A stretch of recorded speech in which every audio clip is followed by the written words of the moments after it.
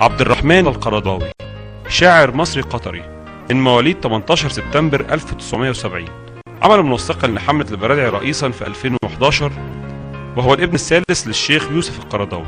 اشتهر عبد الرحمن كشاعر معارض للنظام الحاكم في مصر، واشتهر بهجائه غير المباشر والمستمر ضد نظام الحكم في مصر. حصل على شهادة البكالوريوس من كلية الشريعة بجامعة قطر، ثم درجة الماجستير في مقاصد الشريعة الإسلامية من كلية دار العلوم بجامعة القاهرة، وله مقالة أسبوعية كل أربعاء في جريدة الشرق القطرية. صدر له مجموعة من الدواوين المطبوعة، أول ديوان منها هو نسف الحروف، أصدره في 22 من عمره، وديوان في صحة الوطن، وهو عبارة عن 8 قصائد، أطولها قصيدة في صحة الوطن التي تصور مواطنا عربيا يسكر وكلما شرب ازدادت شجونه وتجاوز الخطوط الحمراء. وهذه القصيدة عبارة عن 20 كأس، كل كأس عبارة عن مقطوعة شعرية موصلة بما قبلها وما بعدها، والقصيدة من وحي سقوط بغداد.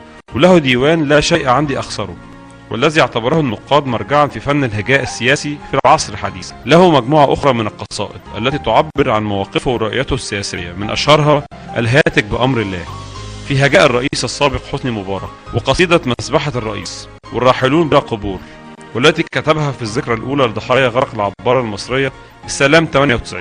متى موعد الموت، تضامنا مع أهل دمياط في معركتهم ضد مصنع أجريوم للأسمدة الذي يهدد البيئة بمنطقة رأس البر. جنازة منضبطة، تعليقا على جنازة نجيب محفوظ، حيث يرى أن الجثمان والحاضرون من كتاب وشعراء قد أهينوا بسبب إجراءات أمنية فرضت على الجميع تأمينا لرئيس الجمهورية. مع اختلاف توجهات واهتماماته بين الشعر والصحافة والفن والسياسة، تبقى للشاعر عبد الرحمن القرضاوي بصمته الفنية الخاصة. نظرة على مصر، مش لازم بالضرورة ان اللي يدينا هذه النظرة يكون شخص كبير في السن. النهاردة احنا جايبين نظرة على مصر من شخص متعدد المواهب، كاتب سياسي له مقالات نارية، شاعر له أشعار وله قصائد مشهورة جدا، شاب مصري سياسي من الداعين واللي كانوا بيحاولوا يعملوا حراك سياسي على الساحة المصرية في السنوات الماضية، وما زال أحد الفاعلين على الساحة السياسية الآن. النهاردة معانا الكاتب والشاعر المصري الأستاذ عبد الرحمن يوسف. مساء الخير. مساء النور. أنا طبعا أحب أسجل اعتراضي على التقرير السخيف اللي معمول، الذي لا يعبر عني. أنا مصري مش مصري قطري، وثلاث ارباع الكلام اللي حضراتكم جايبينه لا يعبر عني ولا يمثلني بأي شكل من الأشكال. وعيب إن أنا يكون عندي موقع على الإنترنت زيره النهارده حوالي 12 مليون بني آدم، والمعدين بتوعكم ما يدخلوش يشوفوا التعريف اللي أنا قايله عن نفسي ويتجاهلوه.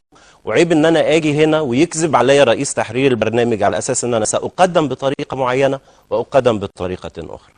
ده يعني مبدئيا. عبد الرحمن، أنا عايز أقول لك إن إحنا جبنا الكلام اللي إحنا قلناه من الويكيبيديا. أنا اتفقت مع الأستاذ طارق يونس إن أنا أقدم على أنني ما أنا عليه. أنا بعتقد إن أنا قدمتك على ما أنت عليه. لا، أنا حضرتك بتقول وجهة نظرك فيا أنا، لا أنا قطري أنا ما قلتش إن أنت قطري. أمال مين؟ أنا ما قلتش إن أنت قطري. أنا قلت إحنا التقرير قرأ الويكيبيديا ووريتها لك أهي، صح؟ لا ده غلط. هذا كلام يعني حضرتك هذا كلام لا يقبل. ده معناه ان حضرتك ما عندكش معدين. يعني اذا انا اعلامي يعني صحيح، ما مش شغال يعني زيكم بقالي سنين، بقى قاعد في البيت، بس اذا المعدين بتوعكم عندهم مشكله انا عندي استعداد اعلمهم يعدوا ازاي يعني. لا، هو حضرتك ما تتهجمش على المعدين بتوعنا. خلاص انا ممكن امشي. حضرتك تمشي. اوكي، شكرا ليك. شكرا. مع السلامه. ورق حضرتك نبقى نبعته لك بقى.